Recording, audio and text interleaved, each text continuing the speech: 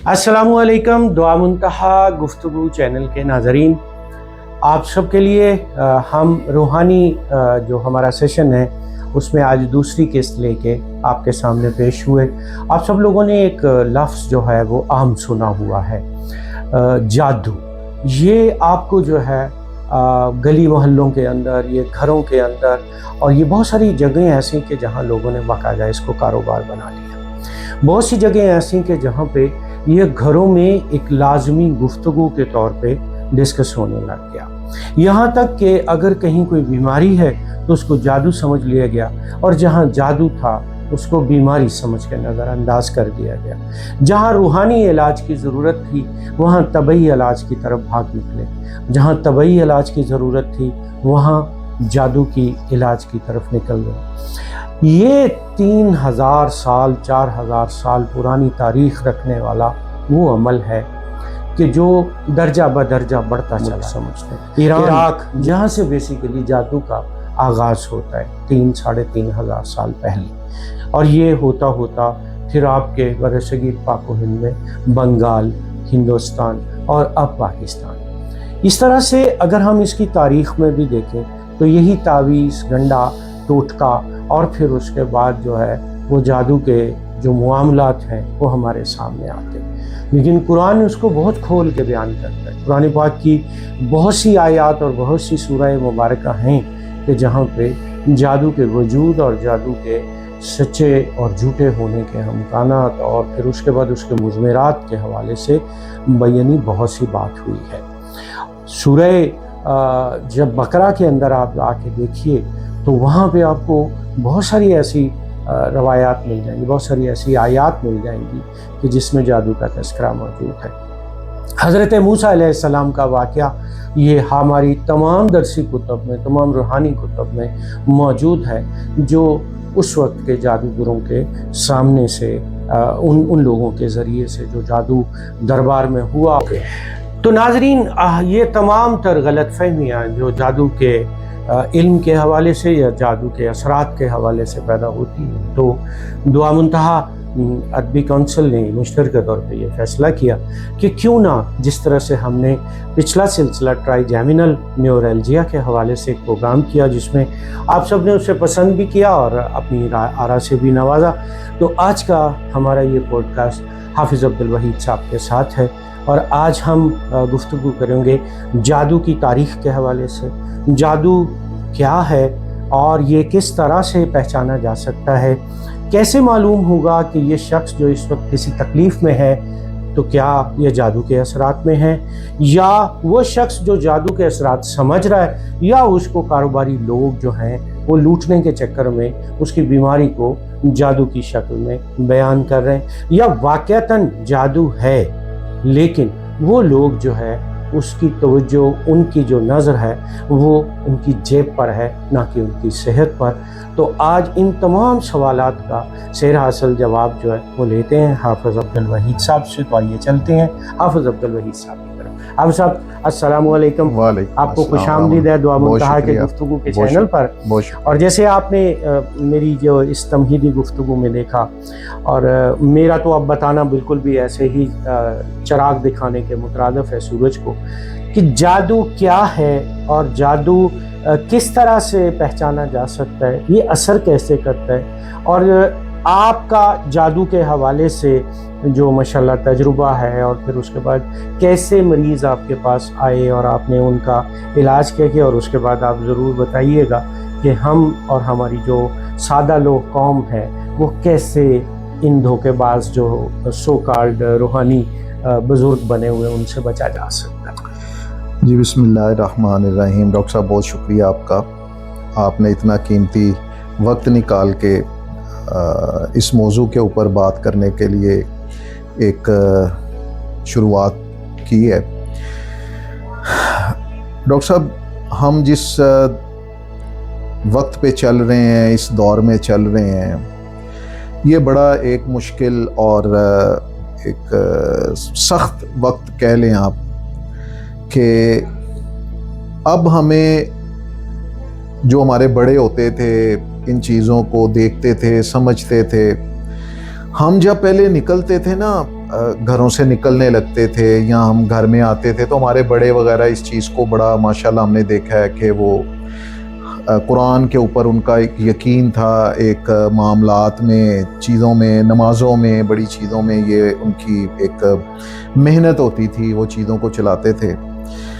تو اب چونکہ لوگوں کے پاس وہ معاملات نہیں ہیں، وقت نہیں ہے، تو کچھ معاملات ایسے ہیں جو کہ اب لوگوں کا جو معاملہ ہے جادو کے حوالے سے وہ اتنا پریشان کن ہو گیا ہے، اتنے معاملات میں وہ گھر گئے ہیں کہ اب ہمیں یہ نہیں سمجھ آتی کہ ہم بیماری کو جادو کا نام دیں، جس طرح آپ نے فرمایا، تو ہمیں کیسے پتہ چلے گا کہ ہمارے اوپر جادو ہے کہ نہیں ہے۔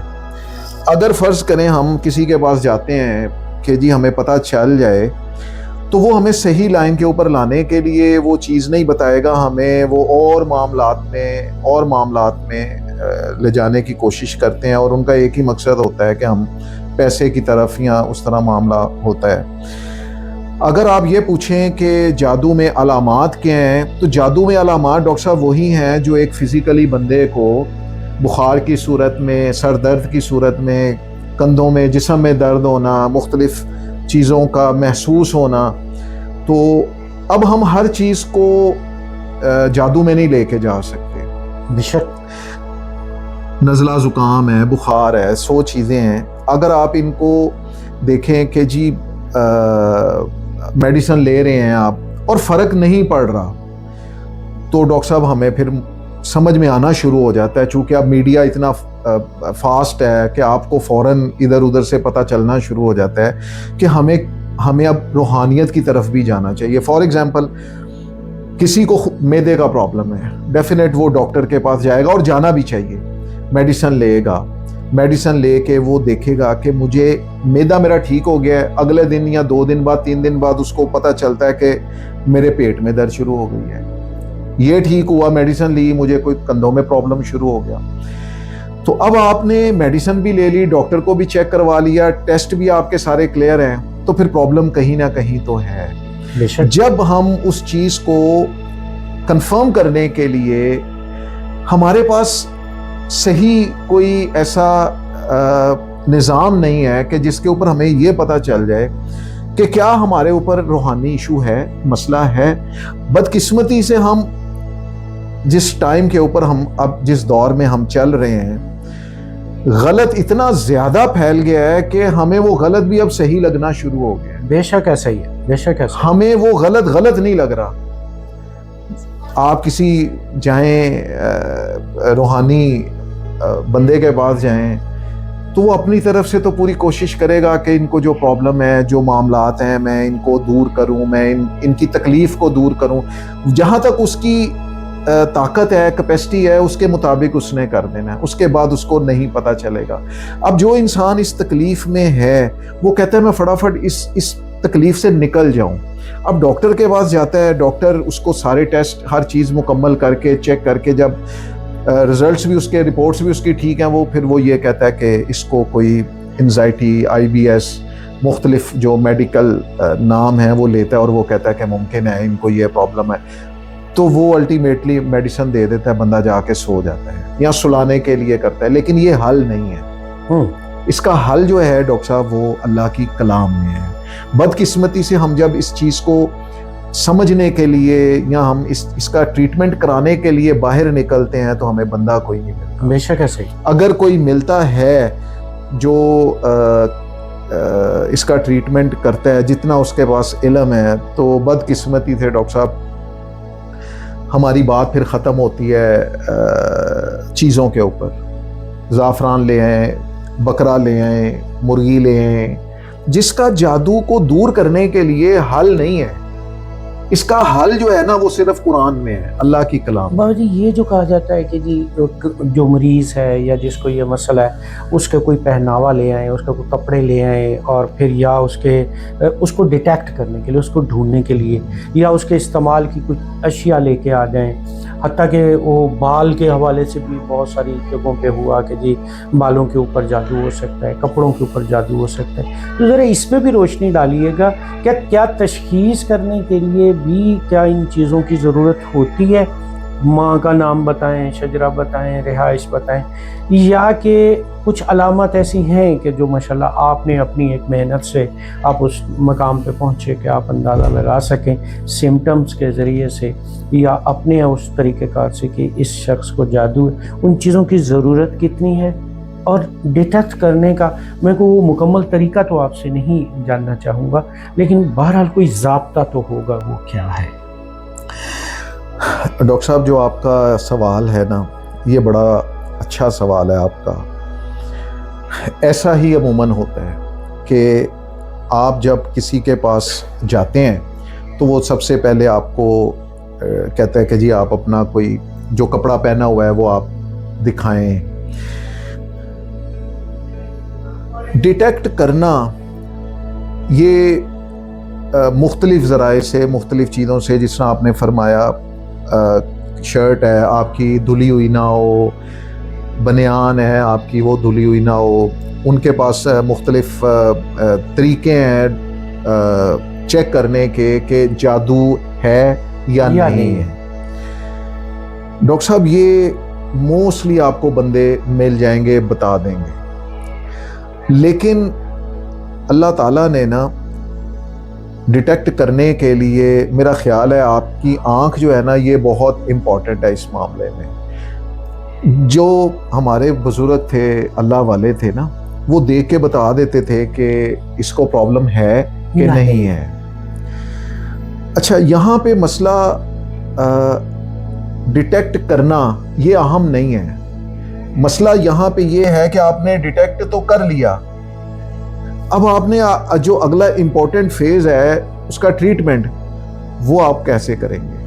بابا جی یہی میں نا آپ اس سے پیشتر کہ آپ اس کی تفصیل میں جائیں، ایک سوال ساتھ میں ایڈ کر دینا چاہتا ہوں کہ کیا جو جادو ہے اس کا علاج جو بظاہر یہ سمجھا جاتا ہے کہ ایک جو سفلی علم ہے اس کا علاج روحانیت میں ہے، تو جو وہ ایک طریقہ کار معاشرے کے اندر ہمارے مسلمان لوگ بھی اس کو اختیار کر رہے ہیں کہ جادو کا علاج جادو کے ذریعے سے، یا کالے کا علاج کالے کے ذریعے سے، وہ کالے کا علاج نوری کے ذریعے سے، یا نوری کا علاج کالے کے ذریعے سے، یہ تفریق بھی کچھ تھوڑی سی اپنی اس وضاحت میں ایڈ کیجیے۔ ڈاکٹر صاحب میں نا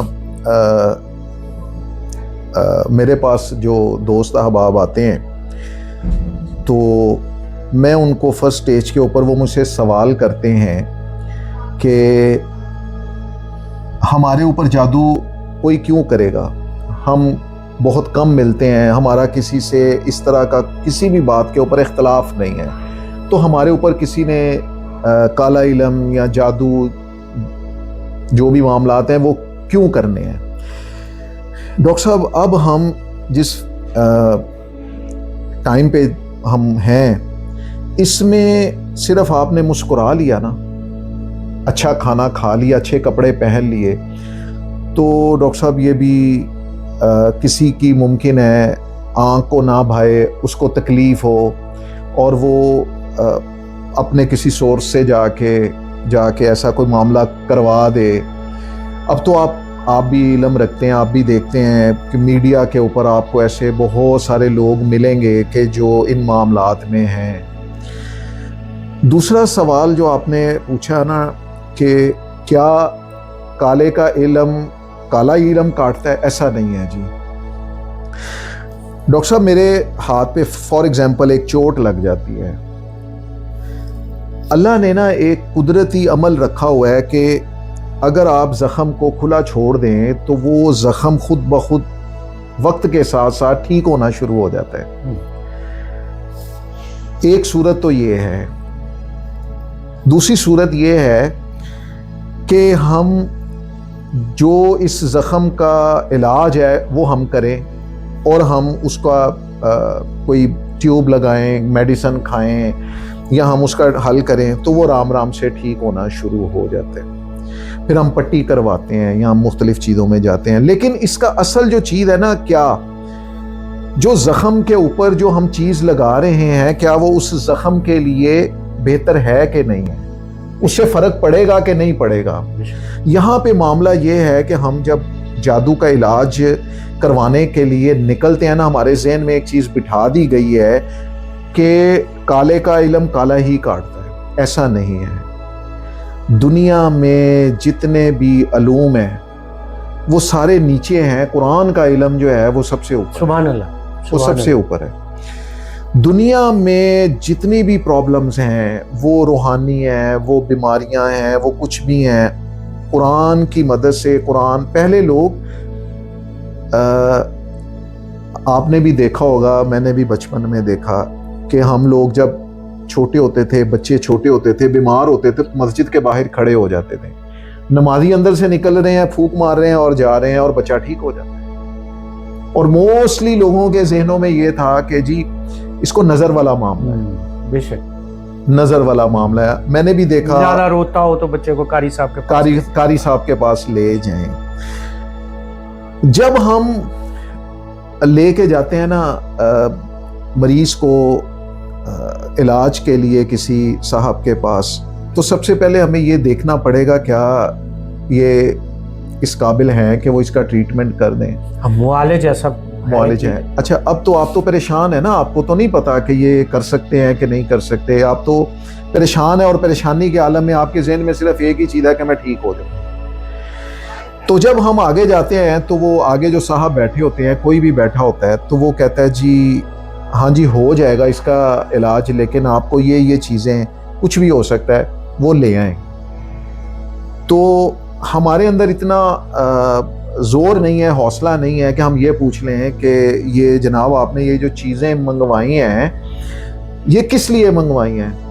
اگر آپ نے پوچھ لیا تو وہ یہ کہے گا کہ میں نے اس عمل کو، اس جادو کو ختم کرنے کے لیے میں نے یہ عمل کرنا ہے. بے شک. اچھا ڈاکٹر صاحب یہاں پہ چونکہ ایک بندہ تکلیف میں ہے، پریشان ہے، اب اس کو تو نہیں پتا کہ یہ چیزیں کتنے کی ہیں. وہ 20,000 کی بھی ہو سکتی ہیں، وہ 30,000 کی بھی ہو سکتی ہیں. لیکن میں سمجھتا ہوں، جو میرے ایکسپیرینس کی بات ہے، یہ چیزوں سے حل نہیں ہے. حل صرف قرآن میں ہے. اور آپ نے ایک لفظ اور بھی سنا ہوگا کہ شادی سے پہلے بچی کے اوپر اگر خدا نہ خواستہ کوئی معاملہ ہے یا کوئی چیز ہے تو ہم کہتے ہیں نکاح سے پہلے اس کا ٹریٹمنٹ، اس کا حل کروا لو، ورنہ یہ جو چیز ہے نا یہ بھی اس کے ساتھ نکاح میں چلی جائے گی. اس کا تعلق نکاح سے یا نکاح کے بعد کا نہیں ہے یا پہلے کا نہیں ہے. جادو ہے، یہ اس وقت تک ختم نہیں ہوگا جب تک کہ آپ کسی ایسے معالج کے پاس، ایسے بندے کے پاس جا کے اس کا پراپر حل نہ کروائیں. اور وہ جو ڈاکٹر صاحب حل ہے نا وہ اللہ کے قرآن سے ہے. بے شک. اب ہم جو اس وقت میں ہم دیکھ رہے ہیں کہ نفسا نفسی کا دور ہے، عجیب چیزیں سامنے آ رہی ہیں. ہماری خواتین، بہنیں، بچیاں پریشان ہیں، کسی کے پاس جا رہی ہیں، حل نہیں نظر آ رہا، پریشان ہیں. اور جادو کا تعلق ڈاکٹر صاحب یہ نہیں ہے کہ بچہ ہے تو اس کے اوپر چھوٹا جادو ہے، بڑا ہے تو اس کے اوپر زیادہ جادو ہے، بہت ینگ ایج میں ہے تو اس کے اوپر اور بڑا جادو ہے. ایسا نہیں ہے. اس کا تعلق ایج کے حساب سے نہیں ہے. اب آپ کسی ایسے بندے کے پاس جائیں جو آپ کو آپ سمجھتے ہوں کہ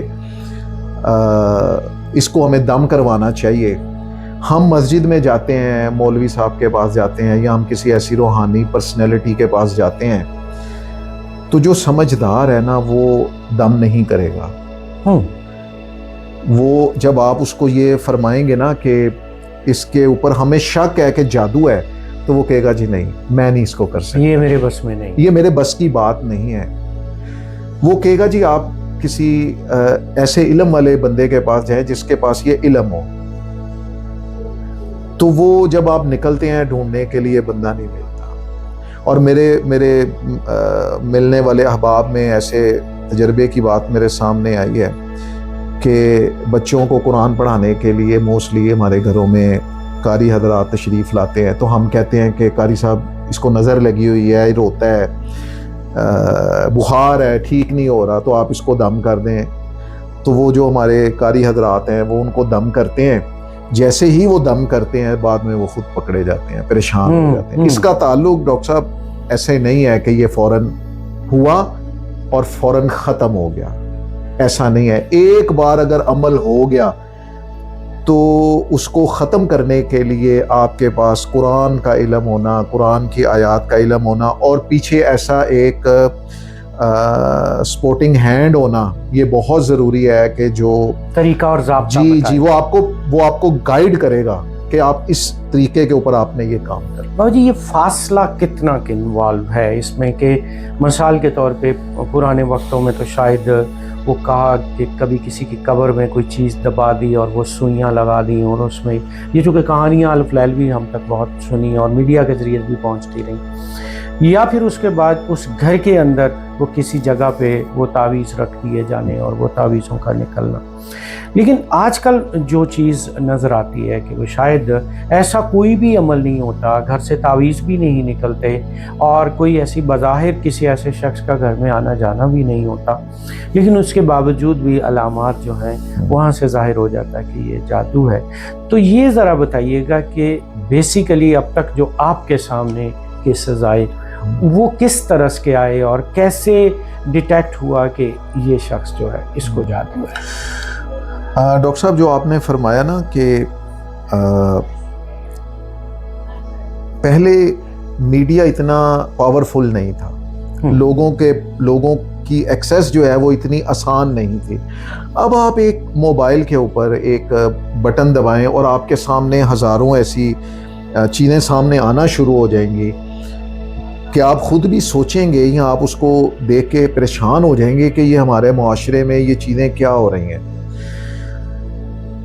وہ آپ نے جو ابھی فرمایا کہ پہلے وقتوں میں ایسا ہی تھا کہ کسی نے اگر کسی کے اوپر کوئی عمل کوئی جادو کروانا ہے تو اس کے لیے اس کا وہاں پہنچنا، اس کے گھر میں جانا، کوئی چیز لے کے جانا، یا مختلف سورس، یہ بڑے لیمیٹڈ سورس تھے. تعویذ رکھ دینا، چھپا دینا، پانی لے جانا، خدا نہ خواستہ کوئی ایسا معاملہ کر دینا کہ جس سے اس گھر کے اندر پریشانی آ جائے. جیسے جیسے وقت بدلا، چیزیں بدلی، وقت تیز ہوا، اسی طرح یہ عمل بھی تیز ہو گئے. اب کوئی آپ کے گھر میں آئے یا نہ آئے، آپ تک کوئی چیز کھانے کے لیے پہنچائے یا نہ پہنچائے، اب کسی نے کسی کے اوپر جادو کا معاملہ کرنا ہے تو اس کو اب بہت سارے معاملوں میں نہیں گزرنا پڑے گا. اس کے لیے بڑا سمپل ہے کہ وہ ایک ایسا بندہ ڈھونڈے گا جو کہ اس کام کا ماہر ہوگا، وہ اس کے پاس جائے گا. اس کے پاس آلریڈی بے شمار چیزیں، جس آپ نے فرمایا مختلف چیزوں کے اوپر وہ عمل کرے گا. جیسے ہی وہ عمل کرے گا، اس عمل کی کوئی لمٹ نہیں ہے کہ آپ لاہور میں ہیں، جس طرح اکثر ایک بات بنی ہوئی ہے کہ جی سمندر پار چلے جائیں گے تو جادو اثر نہیں کرے گا. ایسا نہیں. مجھے ویسے یہ جادو ہوتا کیا ہے؟ جادو جنات کے ذریعے، چیز کے ذریعے سے کیا؟ جنات کے ذریعے. یہ جنات کے ذریعے، اس کا جو جادو کا اسٹرانگ ایلیمنٹ جو ہے وہ جنات ہے. اب آپ نے اکثر سنا ہوگا جی ہمارے پاس اتنے جنات قید ہیں، ہمارے پاس اتنا ہے، اس طرح اتنا نہیں ہے جی ڈاکٹر، اس طرح نہیں ہے. اللہ تعالیٰ نے نا قرآن میں سورہ فلق، سورہ ناس، سورہ طٰہٰ اور مختلف آیات ہیں. اب جس کا جو استاد ہے، سورس ہے، اس نے اس کے مطابق اس کو لے لیا. ڈاکٹر صاحب ہم جب جاتے ہیں نا کسی کے پاس علاج کے لیے، تو عموماً ہمارے گھروں میں جو بڑے بوڑھے ہیں وہ چھوٹے بچوں کو لے کے دم کر دیں جی، یا کسی کی طبیعت خراب ہو گئی دم کر دیں.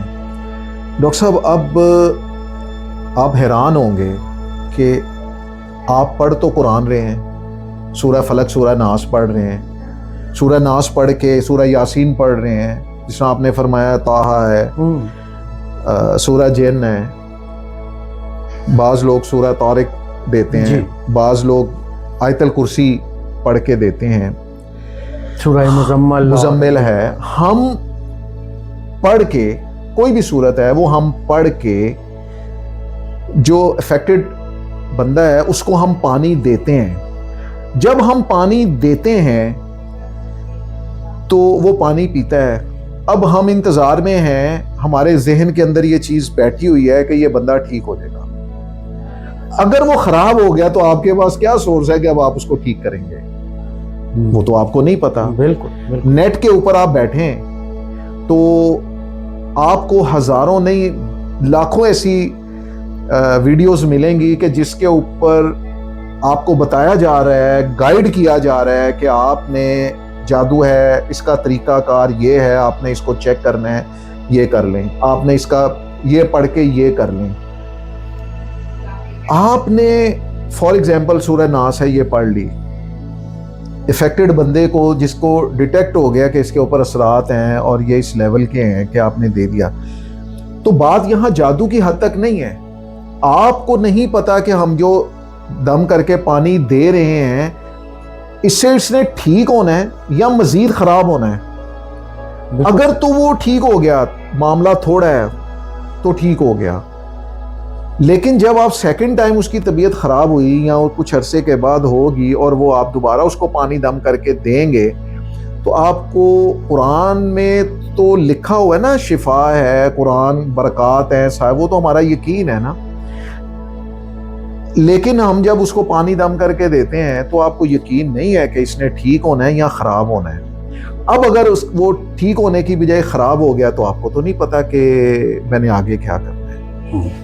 ناظرین, آج کا جو پہلا حصہ ہے, کیونکہ یہ بڑا وسیع موضوع ہے, اور ہم آج کے جو پہلا حصہ جس میں ہم نے جادو کے تعارف پہ گفتگو کی, اور انشاءاللہ ہم دوسرے حصے میں جادو کے علاج اور اس کے جو دیگر اثرات اور اس کا دورانیہ اور جس پر جادو ہے وہ کس قدر اپنے اس جادو کے علاج میں معاون ہوتا ہے, اپنے ہی علاج میں.